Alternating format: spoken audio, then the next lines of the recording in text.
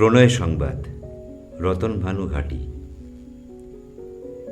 একদিন হলদিয়ার দিক থেকে নীল আকাশ ভেঙে রাজহংসের মতো উঠতে উঠতে মহিষাদলে এলে তুমি।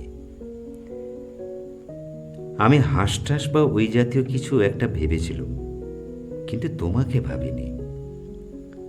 তারপর একদিন ফাঁকা রেল লাইনে একা পেয়ে খুব নিচু স্বরে তোমাকে হংসবালিকা বলে ডেকেছিল। সেই থেকে কেমন করে যেন তোমার হংসবালিকার নাম রটে গেল পাড়ায় পাড়ায়। সেই থেকে রোজ বিকেলে ভূমধ্যসাগরের দিকে মুখ করে তোমার বাগানের বেতের চেয়ার টেনে নিয়ে তুমি বসতে। সোনার কাকুলের মতো চাঁদ আমার কবিতা খুঁজতে।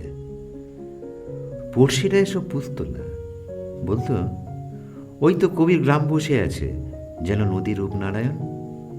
এ কেমন রটনা বলো তো। আর আমি আমার খ্যাতিহীন কবিত্ব, চন্দন পিড়ির মতো আমার বুড়ো মা বাবা এবং আমার অভাব অনটনের সমাজকে একপাশে সরিয়ে রেখে চুপি চুপি বাগানের ঠিক তোমার সামনে গিয়ে দাঁড়াতুম। তুমি বিয়ের মন্ত্রের মতো মুখ তুলে বলতে, কই কিছু বলো।